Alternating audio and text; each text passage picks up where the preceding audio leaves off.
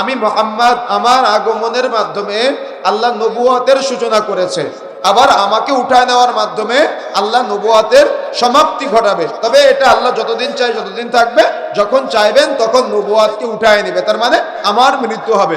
তাহলে মুহাম্মদ সাল্লাল্লাহু আলাইহি সাল্লাম মারা যাওয়ার পরে ও নবুয়ত বা ওহী আসার কোনো সম্ভাবনা আছে? কথা বলেন, দেখানো সম্ভাবনা আছে?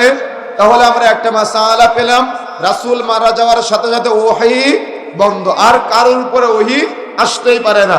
2 নম্বরে রাসূলুল্লাহ সাল্লাল্লাহু আলাইহি সাল্লাম বলেছেন যে আমার মৃত্যুর পরে, অর্থাৎ রাসূলের তরিকায়, আমার মৃত্যুর পরে আমার তরিকা অর্থাৎ রাসূলের তরিকায়, নবুয়তের তরিকায় খেলাফত আমল চালু হবে, যে খেলাফত আমলের অপর হাদিস দ্বারা প্রমাণিত 30 বছরের মতো। তার মানে আবু বকর, উমর, উসমান, আলী রাদিয়াল্লাহু তাআলা আনহুমা, এই সাহাবীদের নবুয়তের তরিকায় খেলাফতের যে আমলটা ছিল, এটা রাসূলের একটা ভবিষ্যৎবাণী। আল্লাহ রাসূল বলছেন আল্লাহ যতদিন চাইবে এটা ততদিন থাকবে, যখন চাইবেন না তখন নবুয়তের তরিকার এই খেলাফত আমলটা উঠিয়ে নেবে।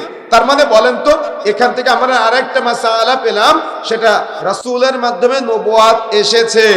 রাসূলের মারা যাওয়ার পরে নবুয়ত অর্থাৎ ওহী বন্ধ হয়ে গিয়েছে। তবে ওহীর সিস্টেমে, নবুয়তের পদ্ধতিতে ভালো করে হাদিসটা বুঝবেন ব্রেন দিয়ে, নবুয়তের পদ্ধতিতে খেলাফত আমল আসবে, তবে সেই খেলাফত আমল খুব অল্প সময়ের জন্য। আল্লাহ যতদিন চাইবে ততদিন থাকবে, যখন চাইবেন না তখন উঠিয়ে নিবে। তার মানে একেবারে শেষে আলী রাদিয়াল্লাহু তাআলা আনহুর উঠিয়ে নেওয়ার মাধ্যমে নবুয়তের তরিকার খেলাফত আমল শেষ। কথা বুঝতে পেরেছেন? তাহলে আমরা 1 নম্বরে জানলাম নবুয়তের সমাপ্তি ঘটেছে, ওহী আর আসবে না। 2 নম্বরে জানলাম নবুয়তের তরিকায় খেলাফত আমল এখানে সমাপ্ত। আবেগ দিয়ে বুঝলে হবে না, কিন্তু ভালো করে বিবেক দিয়ে বুঝতে হবে। রাসূলের ভাষা বলতেছি, নবুয়তের তরিকায় খেলাফত আমল কি হলো? এখানে সমাপ্ত হয়ে গেল। 3 নম্বরে রাসূলুল্লাহ সাল্লাল্লাহু আলাইহি ওয়াসাল্লাম বলছেন তারপরে আসবে স্বৈরাচারী রাজা বাদশাদের আমল, যারা মানুষের উপরে স্বৈরাচার করে চলতে থাকবে।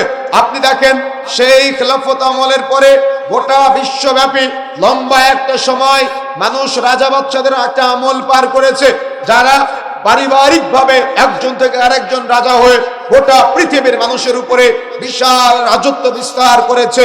রাসূলুল্লাহ সাল্লাল্লাহু আলাইহি ওয়াসাল্লাম বলছেন আল্লাহ যতদিন চাইবে ততদিন থাকবে, যখন চাইবেন না তখন তাদেরকে উঠিয়ে নিবে, এ সময়টাও শেষ।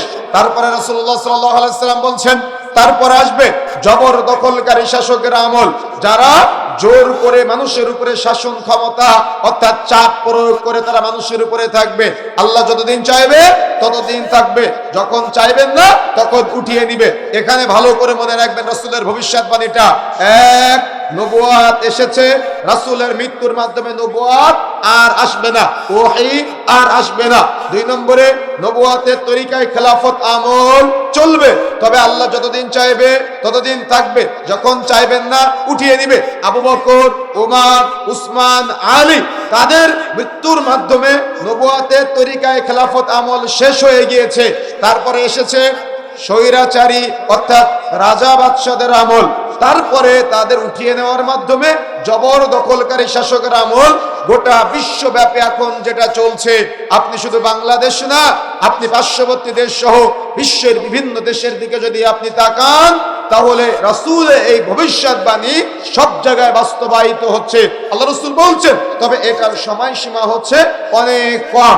এরপরে আসবে ইমাম মাহদী ঈসা আলাইহিস সালাতু ওয়াস সালাম, অর্থাৎ ঈসা আলাইহিস সালাম আসার পরে আবার পুনরায় গোটা বিশ্বব্যাপী ইসলামের একটা রমরমা আয়োজন, অর্থাৎ ইসলামের একটা সুমহান আদর্শ মানুষের মাঝে বিস্তার অর্থাৎ বিস্তৃতি লাভ করবে। এখন যদি আপনি রাসূলের এই ভবিষ্যৎবাণী উপেক্ষা করে আপনি যদি নতুন করে খেলাফত চালু করতে যান, তাহলে কি সেটা নবুয়তের তরিকায় খেলাফত আপনি চালু করতে পারবেন? আকাঙ্ক্ষা থাকা লাগবে, কিন্তু আপনি কি পারবেন? কথা বুঝেন না মনে হয়। তাহলে আবেগ নয়, বিবেক দিয়ে বুঝতে হবে কেন রাসূলের ভবিষ্যৎবাণী বিষয়গুলা। কথা আমার কথা কি বুঝতে পেরেছেন? সুতরাং রাসূল যেভাবে বলেছেন আমাদের সেভাবে বুঝতে হবে।